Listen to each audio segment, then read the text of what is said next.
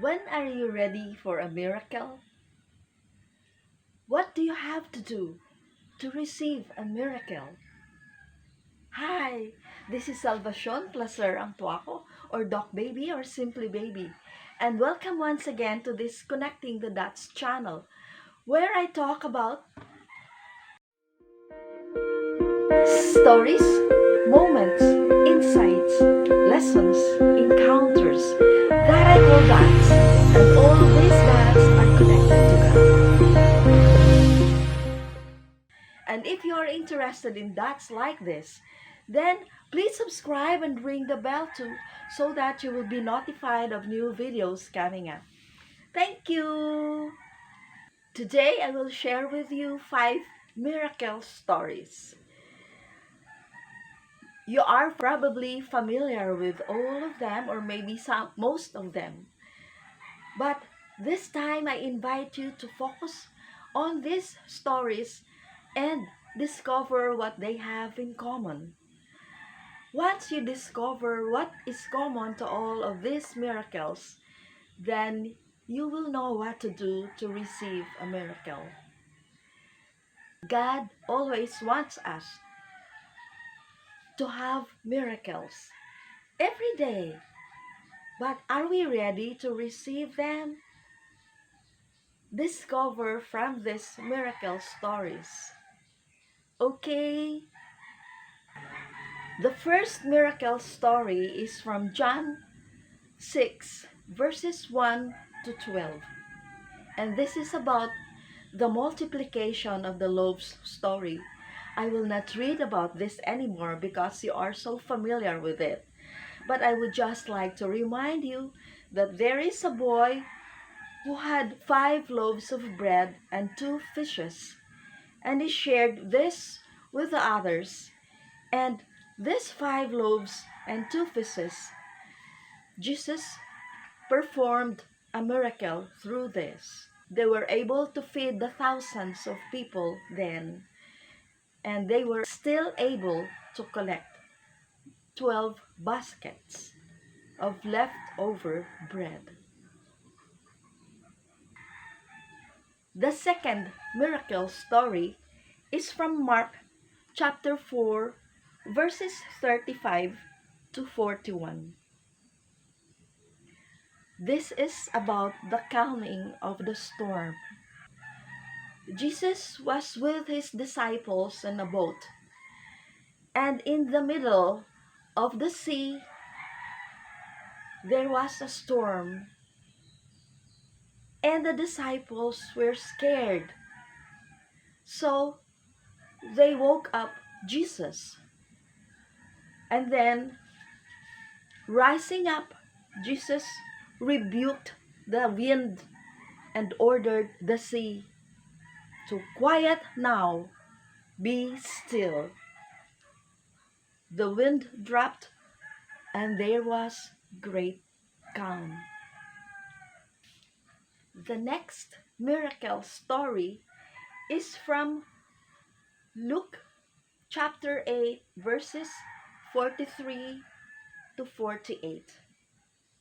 This is about the hemorrhagic woman, a woman who has been bleeding for 12 years. And I read a part of it. Now, she came behind Jesus and touched the fringe of his cloak, and her bleeding stopped at once. Jesus asked, "Who touched me?" The woman knew she had been discovered.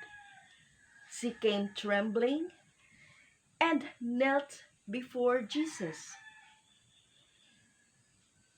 She openly confessed why she touched him and how she was instantly cured. Jesus said to her, "Daughter, your faith has saved you. Go in peace." The fourth story is from Luke chapter 5, verses 17 to 39. Some men brought a paralyzed man who lay on his mat. They tried to enter the house to place him before Jesus, but they couldn't find a way through the crowd. So they went up on the roof, and removing the tiles, they lowered him in his mat in front of Jesus. When Jesus saw their faith, he said to the man, "My friend, your sins are forgiven." The fifth story is not from the Bible. It is a recent story. There is a company that had a tradition of holding a Christmas party and a lottery draw during Christmas Eve. The rules of the lottery were each employee of the company has to contribute $10. And since there are 300 people in the company, then that makes it $3,000 as prize money for the lottery. And the winner takes it all. On the day of the lottery, everybody was so excited and they wrote their names in pieces of paper and dropped this in the lottery box. However, a young man hesitated while he was about to write his name. He remembered that they have a cleaning lady who has a frail and sickly son and who needed money for an operation after Christmas. So he decided to write the cleaning lady's name in his piece of paper and dropped this in the lottery box. On the day of the party and lottery, everybody was so excited and they waited for their boss to start the lottery. The young man prayed hard that the cleaning woman will win the draw. Finally, their boss drew a piece of paper and slowly read the name. It was that of the cleaning woman. Everybody cheered and burst into applause, and the young man even danced around. The cleaning woman was overjoyed, and she was in tears when she received her prize. And she said, "I'm so blessed and fortunate. Now I have money to pay for the operation of my son. This is a miracle. Thank you." And everybody applauded and rejoiced with her. Then later, during the party, the young man walked around and found himself near the lottery box. Out of curiosity, he decided to pick a paper from the lottery box. And when he read the name, he was surprised. It was the name of the cleaning lady. He drew another piece of paper and he found the same thing. So he got more pieces of paper and he saw that in different handwriting, the pieces of paper all had the name of their cleaning lady. When he realized what happened, he had goosebumps all over his body and he started crying. He realized that indeed a miracle happened. But the miracle was created by the people. Everybody wanted to help the cleaning lady. The miracle did not come from the sky. It came from the people with a heart to share with a fellow human being. That is the miracle. End of story. So, what do you think of these stories? What is common to all of these stories? Do you see what is common?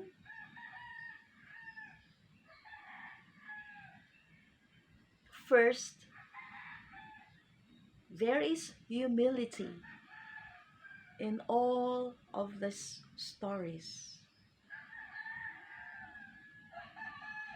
Everyone involved in these stories realized their own shortcomings. They needed somebody. They asked on the Lord. They were humble enough to call on the Lord, to believe, to have faith, and to trust in the Lord.